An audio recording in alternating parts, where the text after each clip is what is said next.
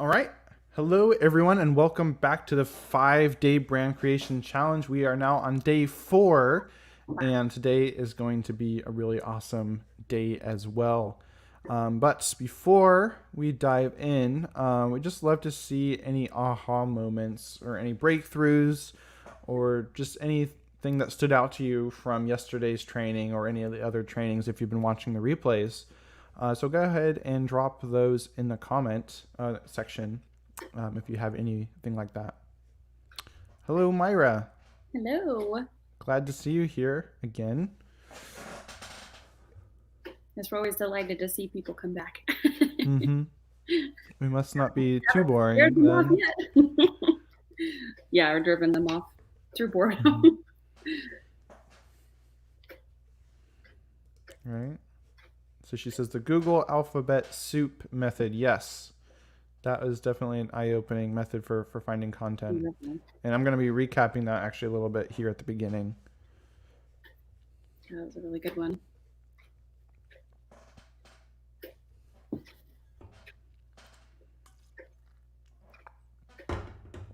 And if you're watching this and you don't know what the Google alphabet soup is, then definitely watch yesterday's training, day 3, which was all about how to find great content ideas. Hello, Kathy. Hello.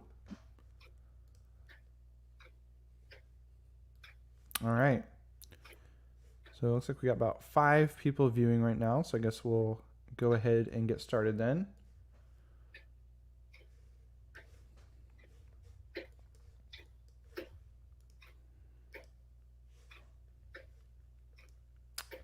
All right.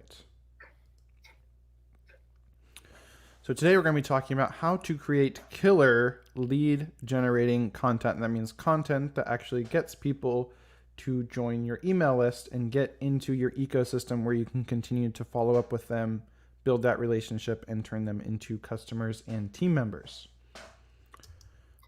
All right, but first we're going to recap a little bit some of the answers that we got to the daily challenge from yesterday. So that challenge was to come up with 3 different content ideas.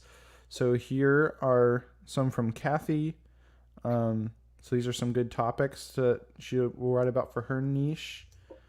Mila, here's some from Mila. Now I would say something to consider when you're creating these content ideas is, especially when you're starting out and if you're going to be relying on content marketing for your traffic, is to make sure that you're looking for terms that people are actually typing into Google, actual search terms. So it looks like Mila, you have different content ideas from Bible passages, which is really great.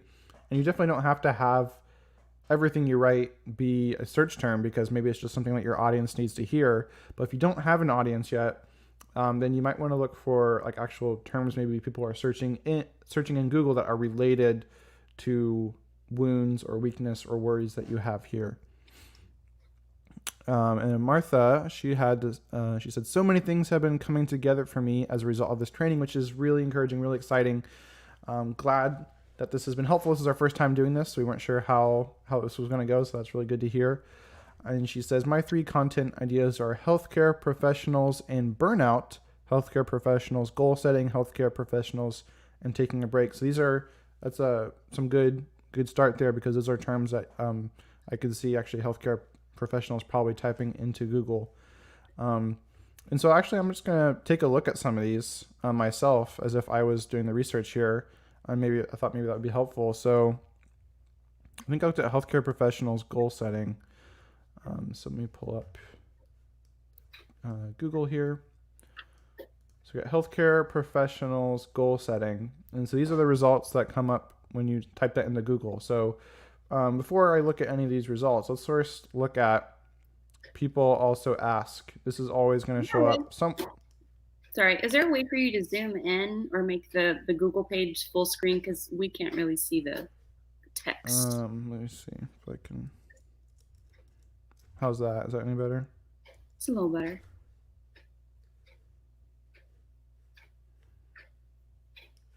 How's that? Yeah, it's good. Okay. All right. So yeah, pay attention to what people also ask because this can be ideas for other potential content, or you might want to include some of these as like subheads in your article. So if you're writing an article about goal setting, you might want to have a subhead in that article that's what are SMART goals, or why is goal setting important in healthcare. So that way you can potentially rank for many different search terms and have a really valuable article by having those different search terms in there. Another cool thing is every time you click on one of these, it's going to show you the top result for that you can go to. And that's also going to suggest a couple more. So this is an endless supply of content ideas. So is this a good topic to write about, though? So one thing to keep in mind, especially with like health, is I know Google is kind of really emphasizing authority sources when it comes to your health. They don't want to kind of just link to anybody. So if you're going to be doing that, you're definitely going to want it to be like using lots of sources to back you up. So the top one here is USF Health Online. So this is a college blog, I guess. So that's, obviously very authoritative because it's a university. So, but the content itself, it's pretty thin content. It's not very high value content. There's no pictures. There's not very much text. There's big paragraphs here, so it's not the easiest thing to read. So I'm going to see another one, healthstream.com. So this is kind of what you want to kind of look at when you're coming up with these ideas. So again, this is not very great content, but why they're ranking number one is probably because these websites have high authority, so they're deemed by Google as being, look at this, who wants to read this? Nobody wants to read this. Maybe people back in 1999 or something. But look, they got all these references, and they're citing Google Scholar. So that's something you might want to do, is look for sources in Google Scholar. So it's like its own kind of separate search engine. So that can help you rank. So good news is there's not really great competition when it comes to actually how good the content is. But when you're in the health niche, you're gonna have to compete with just the authority of these different websites. So that's something to keep in mind there. Yeah, Martha says it's boring content, but good for me to see. I haven't got that far.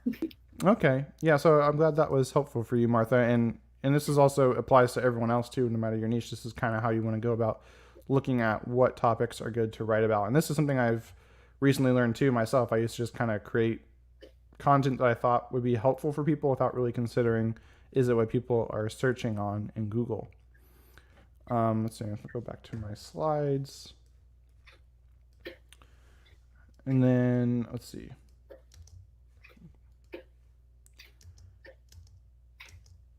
And then Emily, one of hers was, how do you relax when you're overwhelmed? And so that's another one I looked up here in Google. So how do you relax when you're overwhelmed?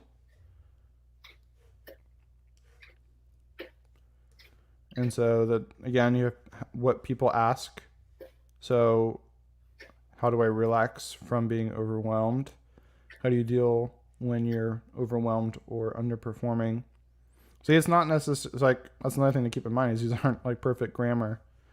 How do you comfort someone who is overwhelmed? So these are probably like maybe a whole different article, or maybe like a subheading you could have in your article. And again, it's just an endless rabbit hole here. If you just click all these arrows and close them real quick, and you got all these different, these are things people are actually searching in Google. So these are things you want to have in your article because people are actually searching on them.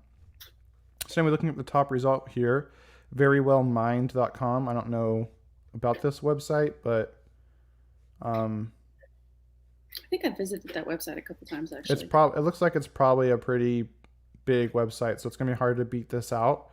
But again, you can see it has weak content.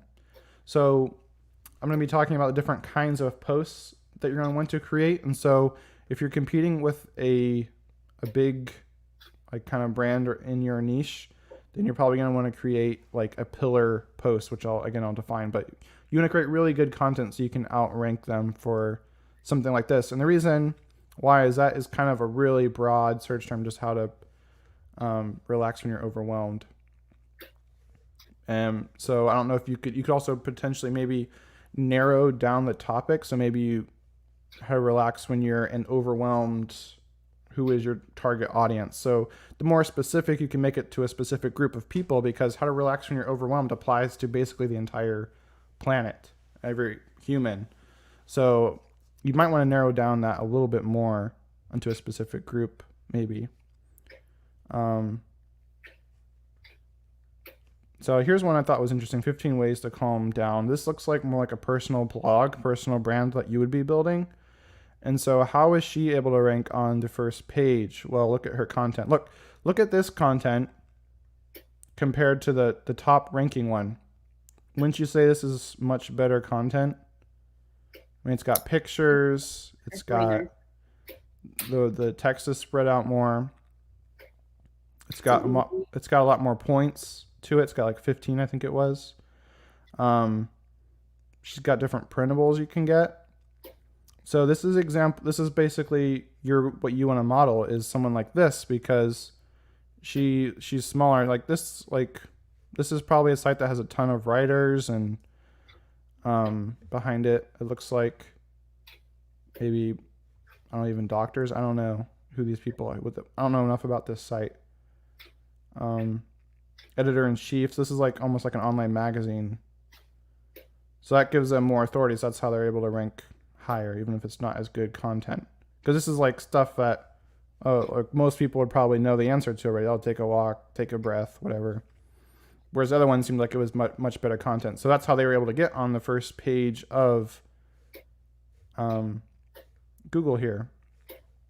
And it looks like she's targeting moms specifically. So again, it's the niching down. So hopefully this was helpful, kind of looking at these examples and recapping the idea of the Google alphabet soup model. Now, speaking of authority, Myra said that Martha is a nurse, so she already has some authority in that niche. That's really good too. And that's something I'm not even going to have time to talk about in this brand challenge, but I'll talk about it in my membership site. If you end up joining that, is what's really important for Google these days is something called EAT, an acronym called EAT, which is expertise, authoritativeness, and trustworthiness. And more Google is wanting to rank sites based on how basically authoritative the author is, in an attempt to combat AIs or people just kind of going to hiring a bunch of writers to write a whole bunch of content, even if they don't know anything about the topic. So you'll definitely want to build out a good, thorough about page and mention all your credentials and that the fact that you're a nurse and you're in the industry and all that stuff. And that can help you give your website more authority and more clout so that you can outrank people. All right. But that is kind of an advanced thing for another time. So goals. So by the end of today, the goal is that you'll know how to create great content for your blog or YouTube. So, like we talked about yesterday, there are 3 types of content. There are blog posts, YouTube videos, and podcasts. And obviously there's more than that. These are kind of the big main pillars. And so the 2 I'm going to be focusing on are blog posts and videos. So, content for the perfect blog post format. So this is going to be covering how you kind of can format a blog post. So, real quick, just looking at the image on the right, you can kind of see the basic layout of what a blog post will look like. You'll have your headline and some kind of featured image, and then you might have a sidebar on the right. And then you'll start out with some kind of story or curiosity or hook to get people interested in reading your article. And you want to keep this very short. And then you'll want to have what's called an answer paragraph. And this is something I've not really seen anyone else talk about except for the people I learned this from, called Income School. And you can use this to really kind of cut in line and to get to the top of Google and get what's called a Google snippet. So what that is more and more Google will, instead of just giving you like blog post results, they'll actually find the answer in a blog post and feature that at the top of Google. You've probably seen this. You've typed in something and then you'll get the Google results, and right there at the top is actual text giving you the answer to your question. And then there'll be a link to the blog post where it came from. And I actually achieved this with one of my blog posts because of having this answer paragraph, and I'll talk more about that later. And then once you have given the actual answer, then you move on to giving the value. So it used to, maybe you think, well, if you give the answer to their question at the top of the blog post, then why do people want to keep reading? Well, the answer is because your answer paragraph is just very short. It's only like a couple sentences at best. And so maybe that'll be satisfying for some people, but other people, they might want to know more. And so that's where you can use the people also ask section that I highlighted earlier to come up with more subheadings that go deeper or cover similar aspects to the main search term. And so that's where you give your value here in the middle. And then throughout, in the middle of that, you want to have a call to action, a CTA, to actually get people on your email list. So maybe you have some kind of freebie or like a PDF or a guide or something we call that a lead magnet in the marketing world. And that's something that people can give you their email address for in exchange for receiving that, whatever that is, that free piece of value. So you want to put like a call to action to something like that that's relevant to the content itself. So the more relevant, the more likely people are going to be to opt in. So whatever you're talking about in your blog post, you can say, hey, if you want even more help with this problem, grab my lead magnet. And you can have a call to action somewhere in the middle of your post. And then you can keep giving your content, and then as you get to the bottom, you transition again into saying, hey, if you want further help with this issue, get my free guide, get my whatever it is, your checklist or something. And at the end, you can have your little signature, again, because you want to make this personal and see that you're a real person. You're not some AI, you're not some faceless ghostwriter or something. You're a real person that knows what you're talking about and cares about them and their issues. And so that is the perfect blog post format. And I'll cover an actual example of that in a second. So here's the answer paragraph that I was talking about. So if you type into Google, how much does Spotify pay per 1,000 streams? This is what you'll see on the first page of Google is actually my article here at the top. And you can see how it takes the actual answer out of my article and puts it at the top. It says, you can expect to make between $3 and $5 per 1,000 streams on Spotify. And then you can see the URL, the domain name of my blog, and it shows the actual title below that. And then you can see all the things people also ask. So maybe those are other articles I want to tackle, or maybe those are subheads I might want to have in that article or add to that article.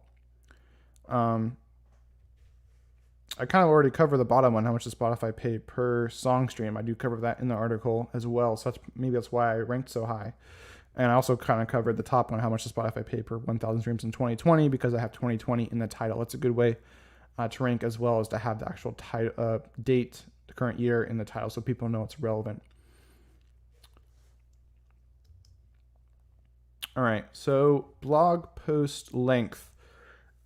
So this is really important for getting your content to rank. So how long your blog post should be depends on the topic and the search term that you're searching for. So in general, though, a blog post should be at least 1,000 words, and that probably sounds like a lot. And you're thinking, well, I don't read 1,000 words online that often, so isn't it better to write shorter articles? Well, no, actually, Google tends to value longer posts because they tend to have more value. There's more information in them, they're more helpful. And also the reality is people aren't reading every word in blog posts anyway. So everyone's just scanning everything online anyway. So the more content that's there, there's more for them to scan. They're on the page longer, which Google likes to see. And they can find the content that they like, and then they can slow down and read the sections they want, or maybe even read the whole thing. So again, the thing you're focusing on is value. How can you thoroughly answer the question? And so 3 types of posts that you're going to be creating are response posts, staple posts, and pillar posts. And I'll be going into those now. So first is the response post. And this answers a very specific, very niche question that people have.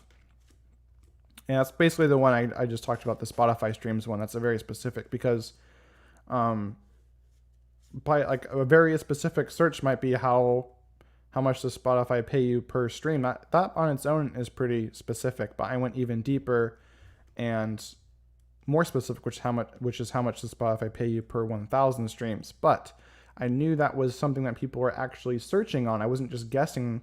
I knew people were actually searching on that because I originally typed in the bigger term, and then I saw that people also ask box on Google. It said that people were searching for that term. So I knew, okay, so there's people searching on this. And then again, I looked at the results like I just did earlier, and there wasn't really a whole lot of great content satisfying that. So then I created my article. And so response posts are easier to rank for because, that's actually a typo. They're easier to rank for, but there is less traffic. Because it's so specific, there's not going to be as many people searching on whatever it is you're writing about, but it's easier to rank for that. And so that's kind of what you want to start with. You just want to start with very specific posts that you can have success with and get them to actually rank. And because as Google sees that you're starting to rank for things, that gives your website more credibility. And then you can start to compete for larger terms. And so your response posts are going to be about 1,000 to 1,500 words in length. All right. Now I'm going to show you an example of a response post. So that is my article here. I'll zoom in.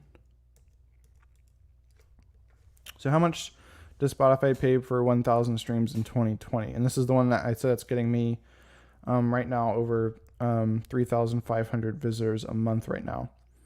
So you can see you got the featured image and the title. And then I've got, ever wondered how much you can make for 1,000 streams on Spotify? So kind of like trying to pique their curiosity. And I give some quick stats about Spotify. And then here's my answer paragraph right here. So you can expect to make between $3 and $5 per 1,000 streams on Spotify. And so if I actually go to Google and search on this and look at that, so you can see here's the snippet that comes up at the top. So if I click on that, you'll see that Google will actually take me to the answer paragraph.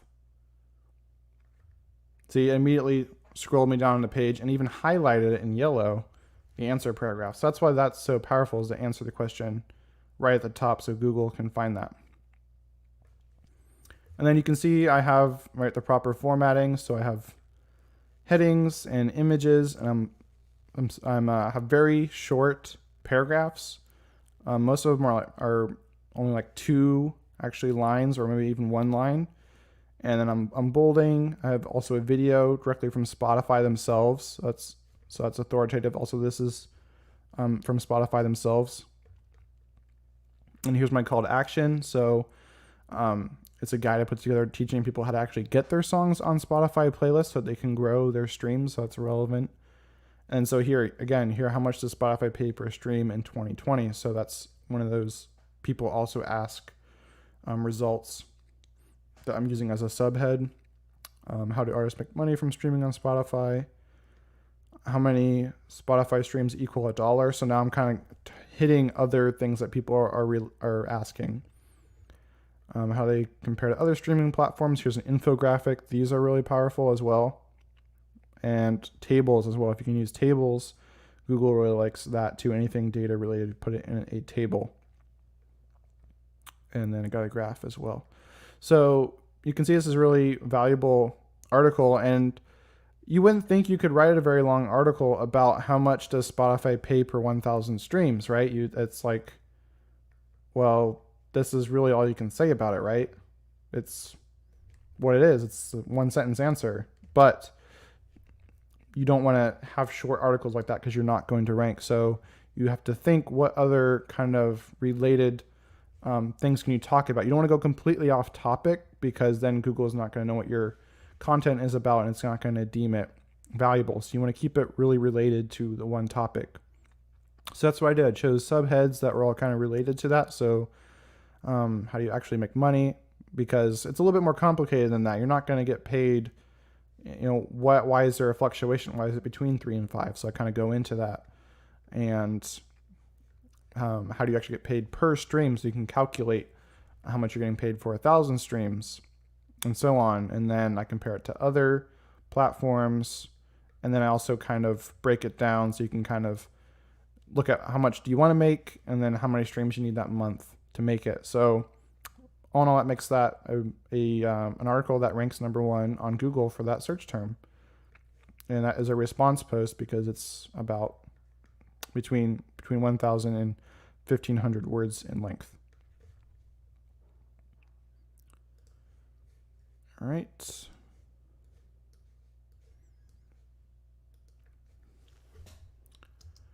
All right, so the next type of content is the staple post. And this can be like a list post, so like top 10 ways to blank, or like the example we looked at, other like 15 ways to prevent overwhelm, or whatever that title was. Maybe it can be a tutorial, so walking through the steps on how to achieve a certain end, or like a how-to post. These are all kind of your staple posts. And these are harder to rank for, but again, there's also more traffic for content like this. So you'll want to write 10 of these posts after you've written 10 response posts when you're just starting out. So when you're just starting out, stick with the response posts, get 10 of those written before moving on to your staple posts. And these should be a little bit longer. They should be about 1,500 to 2,500 words in length. And now I'll show you, actually I'm going to show you a different one than I would have on the slide. Example. So yeah, here we go. So yeah, here's an example of a staple post. So how to sell your music through email in 9 easy steps. So you got the 9 steps in there. And then again, I'm walking you through these steps. Now this could probably be improved. I could probably add pictures to this. Actually show examples of what it is I'm talking about. But otherwise the formatting is good because I have headings. I don't have too much text in between each heading. And the text is spread out. And so this is kind of the example of a staple post, since it's a longer post and is kind of going down a list of things for a particular outcome.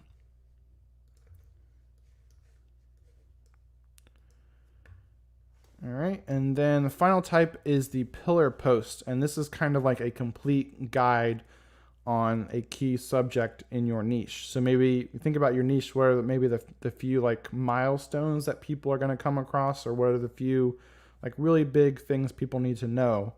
And then you want to create a really detailed post on that topic. Leave no stone unturned. You're going to, anything you talk about, if people are going to ask, well, how do I do that thing, or what is that thing, then you need to explain it in the post, or maybe include a link that explains that or something like that. And so these are the hardest to rank for, but they can yield really big rewards if you do get them ranked, which means lots of traffic. So if you're seeing, if there's other, big brands that are ranking for a term, or big websites, then you want to basically look at their content and see how you can outdo them. And that's how you can outrank them for that piece of content. And so then once you're done writing your staple posts, then you can go and you can write 10 of these pillar posts.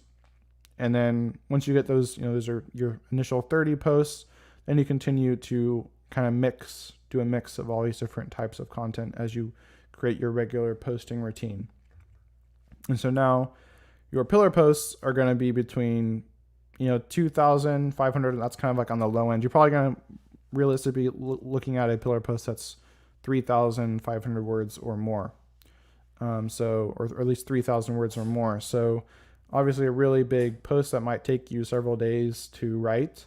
But if you do it the right way and you're targeting the right term and you can get ranked, then it can get you a lot of traffic.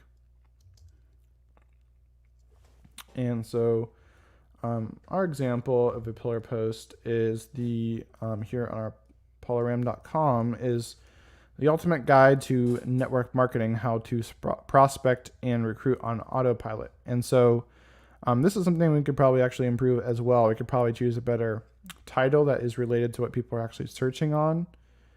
But you can see it's a really detailed post. We got a table of contents here even, so people can navigate. We might even want to change some of these headings to be related to something that people is actually searching on. But as you can see, this is a really detailed, really valuable post So we got all kinds of, we got videos in here. We got different lists. We got all these headlines. We got some little call out quotes here. We're defining some terms here. We got some resources here people can go to for how to actually achieve what we're talking about doing. And as you can see, it just has, there's a lot of text here. So there's a lot of value. And so it's kind of really the start to finish ultimate guide on how to implement influencer marketing online. So it really covers the whole subject, start to finish on how to do that. So if you're in network marketing, you should actually probably check this out yourself because it's a really good guide and also an example of a pillar post. All right. Now, let's talk about briefly the perfect YouTube format. So that's blog post, but maybe you're wanting to create content on YouTube. Well, the way YouTube works is you want to create a video that's typically about 8 to 16 minutes in length. That's kind of the ideal time frame for a YouTube video.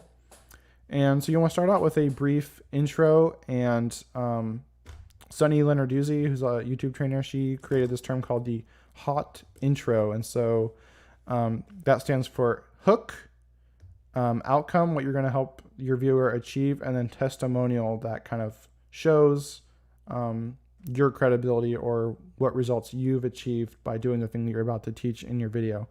And so you don't have to have the outcome or the testimonial part necessarily. You can just, but at the very least, you need to have your hook, and that kind of creates your intro. That should be like under a minute or around 30 seconds. And then from there, you can have a call to action. So it can be helpful to have a call to action for maybe your free guide or something in the early parts of your video, because a lot of times people don't watch all the way to the end. So you might want to have a call to action. It's kind of optional to get people to get your lead magnet. And then you go and dive into the content of your video in the middle. You go through your training, whatever it is you're talking about in your video. And then you finish off with your call to action at the end, again, to get your lead magnet or check out another video on your site. You can say leave a like as well, possibly. I watched a recent video talking about how maybe you don't want to ask for a subscribe anymore on YouTube. But there is kind of where you want to have your call to action. And then lastly, you might want to ask and see if you can get some engagement. So maybe you have a question in the video that you want people to answer, so you can get people to comment, and that will help the algorithm as well. And so that's about it for YouTube. As far as formatting goes, it's pretty straightforward as far as formatting goes on YouTube. And then as far as creating content goes on YouTube, that's something I'd probably have to cover more in the membership, as that's kind of a much bigger topic than what we're going into here.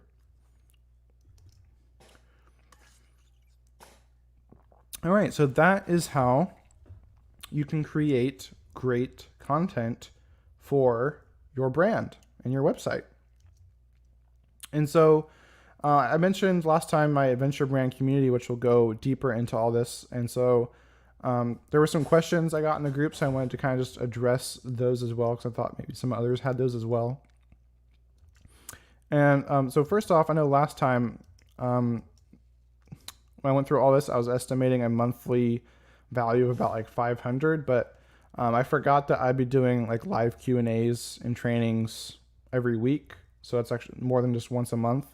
So it really comes out to more like $700 in value a month or more. And you can get that again for just $20 a month this week, or $200 a year, whichever you prefer. So I think that's really, really great value right there, because there's just so much training and courses and coaching you're going to get in this course for such a low offer. But this only is lasting until the 11th, because again, I want to be able to reward those who are ready to take action now and not putting things off and actually taking action. So the price will increase to $30 a month, or $300 a year on January 12th. Okay, so some of the questions I got about this that I wanted to cover are: what topics will this membership cover? How much new content will there be on a regular basis? And is it monthly or yearly payments? And can you cancel at any time? But I also wanted to let you know that if you are in our no pressure selling system, if you're a student in our gold tier, then you actually automatically get 3 months of this free. And if you're a platinum member, you get 6 months free. So I forgot to mention that last time. That's kind of important. So if you are already a student in our no pressure selling system gold or platinum tiers, don't buy this yet. We'll be reaching out to you, letting you know how you can get access to this course, to this membership for free. All right, so what topics will this membership cover? So it's going to cover anything and everything really related to growing your business online. And I thought about creating kind of a big like content calendar for the whole year or something, but I really wanted to keep it flexible and cover what it is that you wanted me to cover and get more feedback from you on what it is you need help with growing your brand. So it's very specific and very tailored to you and your needs to help you grow your business. That being said, I do have a calendar here for January. So every week there's going to be different assignments to help you stay accountable and kind of give you a focus. And those will be on Monday. And then also have live Q&As on Friday where you can ask me anything you want. And then there'll also be a master class coming out and a new course. So the master class would be like a live training, and a course would be like a pre-recorded videos that go into a actual course in Teachable. So how much new content will there be? Well, there's going to be daily support in the Facebook group. So I've been getting tons of questions through email and Facebook Messenger as I've been going through this, and it's hard for me to have the time to keep up with all of these, but this group is where I am committed to actually helping, having the time to be able to respond to your questions and give feedback. So if you're wanting that kind of personal support, then definitely join the group so that you can post them in the group.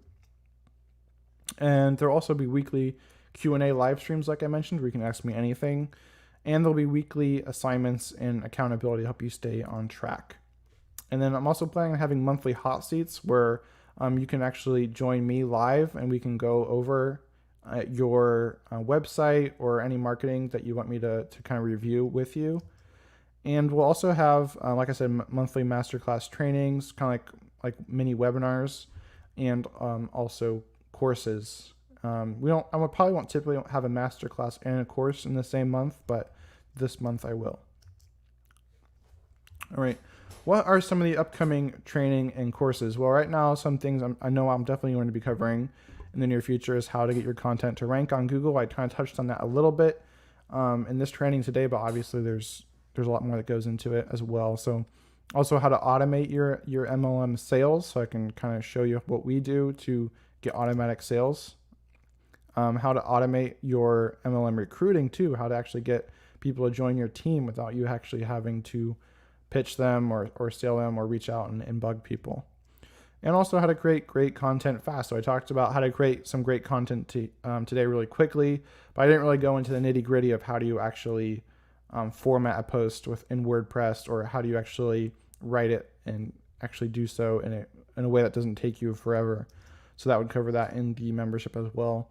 And how to create list building lead magnets. So we actually already have a course in the membership called Lightning Lead Magnets that walks you through what a lead magnet is, how you can create one. And I think I even have, I know I have dozens of different ideas for you for potential lead magnets. And so that course is already in the membership, and we'll show you how to create lead magnets that you can put on your website to build your email list. And is it monthly or yearly payments? It can be either or. So you can either pay monthly if you want to try it out. Maybe you aren't all that committed yet, so you want to just kind of try it out for $20 a month. Or if you know this is something you're serious about, you really want to commit to this, you can get 2 months free by signing up for the yearly plan. Myra said those are some great topics for upcoming training. Oh, good. I'm glad you like them. Yeah, definitely very important things when it comes to growing your online business. Good things to know. Another question was, can you cancel at any time? And yes, you can. You can just shoot me an email and say, hey, I'm gotten everything I need out of this right now, and can I cancel? And for sure, you can definitely cancel anytime. And we also have a 14-day refund window. So if you try it out and decide it's not for you, within 14 days, you can refund and get a 100% get your money back. So if this is something that you're interested in and you think you want to join it and get more help and support and coaching growing your online brand and business, then just go to paularam.com/abcc to get started. All right, so with that being said, now we're going to go into the challenge for today. And remember, completing these tasks are how you can get entered in the giveaway for getting a free year access to this membership. And you have to complete every single task because I want to reward those people that are really committed to growing their brand. And that being said, I only think 4 or 5 people completed yesterday's challenge so far. You have the whole week to complete it. But that being said, right now it's a very small list of people. So if you complete each daily task, then your odds are very good of winning. All right, so today's challenge is to create your first piece of content. So create that video or create that response post and then share a link to it in the group. So even if your website's not up yet, you can still do this by like writing it in a Google Doc or something, and you just share a link to the Google Doc in the Facebook group so we can see your piece of content. And also you'll just feel really good actually creating your first piece of content. That'll be a big win as well for you. So look for the hashtag daily brand challenge in the group because I'll be creating that post for you to share into right after this video is over. All right, with that, let's get into the Q&A so I can answer any questions you have about this training or anything else related to growing your brand.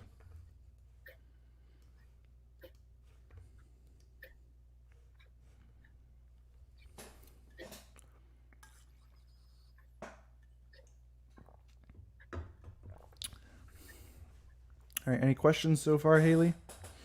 Not yet, but there is a little bit of a delay. I just wasn't sure if people had asked earlier in the training or not. No, not people yet. Were riveted to their seats. Yeah, Couldn't pause to ask a question. Oh, well, never mind. Boring content, apparently. I'm sorry about that. I need to get work. No. That was when you. I know. I'm just being facetious, but I do. Hopefully, the more I do these, the more interesting I'll become on camera. No, I'm not the most lively person on camera. All right, Martha asks, what did you say about hashtags? I just said that in the Facebook group, you can look for the hashtag daily brand challenge so you can quickly find the challenge for each day. Kathy asks, do you have an example of the H02 Intro YouTube video? Yeah, the hot intro YouTube video. I would just look for, I know I learned it from a YouTuber called Sunny Lenarduzzi, so I would just look for her channel. But this is something that we've been trying to do a better job of implementing ourselves in our videos. So, I mean, you can check out our videos and see what we do. But I would just look for Sunny's video because she has a really good video that talks about it. But I'm planning on launching a YouTube channel myself very soon. And I'm getting a lot more into YouTube right now. So I'll probably have a training more in depth in the membership site that will cover all the aspects of growing a YouTube channel.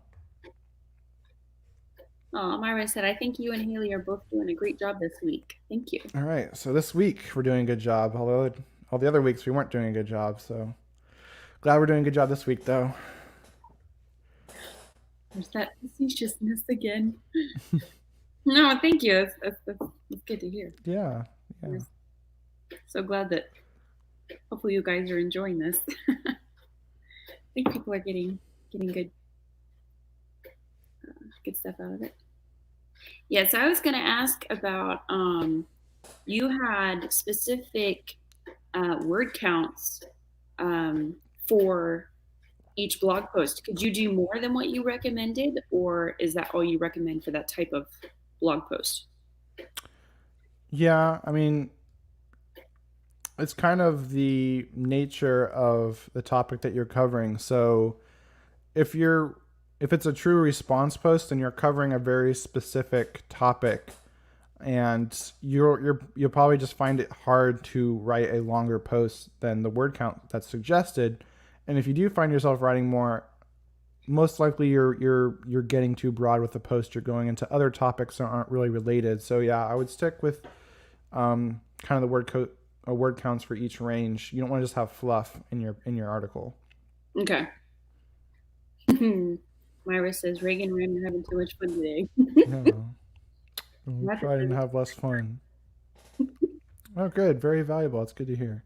and Kathy asks, if I did a welcome video for my website, would I do that through YouTube? Yeah, that's probably one of the easiest ways to do it, just because it's free and it's easy to upload and then share on your website. Martha asks, can I use a video that I created in the past? No. You gotta create a new piece of content today using what you learned today. Is this a video for Yeah, I was thinking you meant for the challenge for today. Is it are you talking about use a video that you created in the past just to put on your YouTube or to put on your website? If that's the case, you can, yeah, for sure, definitely. Yeah, reuse what you already have.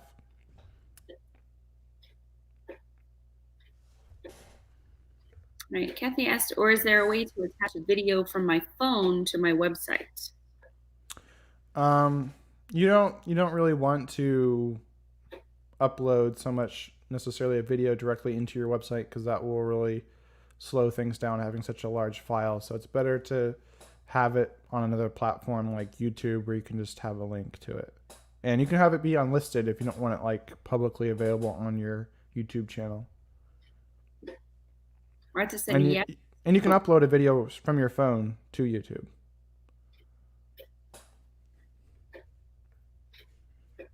All right, so yeah, Martha said yes for the challenge. Yeah, that'd be too easy. Got to create something new from what you learned today.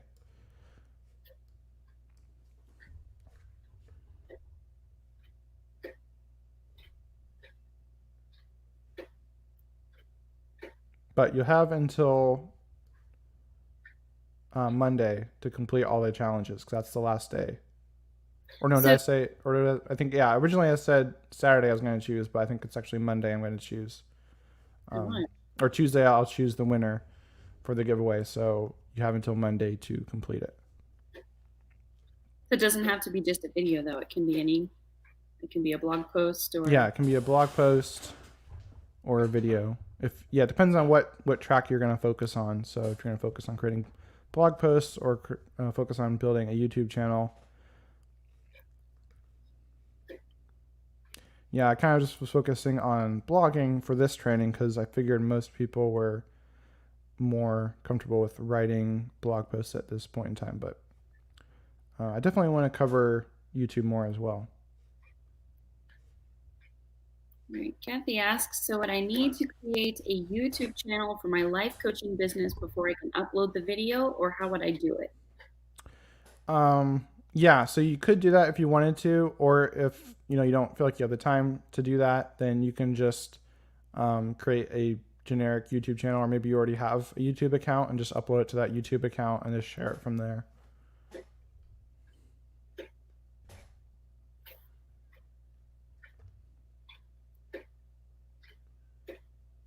That's a good question.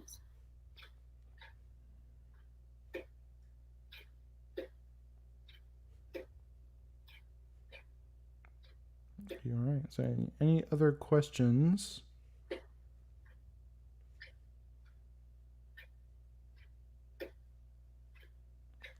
All right. I'm not seeing any other questions, so I guess I'll preview tomorrow's training, the 5th and final training. And that's going to cover how to generate automatic sales and passive income for your business. So that is really exciting. So it's going to kind of be putting everything together now. So you have your topic, you have your avatar, you're now finding content ideas that they'd be helpful to your avatar. Now you're starting to create content. Well, how do you actually then turn people from visiting your website into becoming customers or even team members? And so that's what we'll talk about in tomorrow's training. So be sure to visit for that one. Kathy asked, I have one for my Lola Rose business, but if I use that link on my website, would it show up as Glad Your Hair? Yeah, if that's the name of your YouTube channel, but that's not a problem for the challenge. You can even have it be unlisted so that the rest of your audience wouldn't see the video, and you can just use that temporarily. You can delete it afterwards or download it, and so you can upload it to your other channel later. But just for the sake of the challenge, yeah, it'd be good to have it on YouTube because that's the easiest way to share it to that Facebook comment.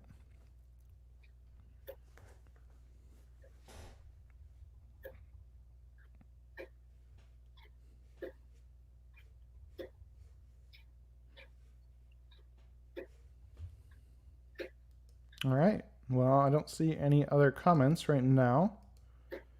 So thank you everyone for attending and all your great comments and participation. And it's really exciting to see all the progress everyone's making. And I wish you the best moving forward, and we'll see you tomorrow. Yes. All right. Bye. Bye.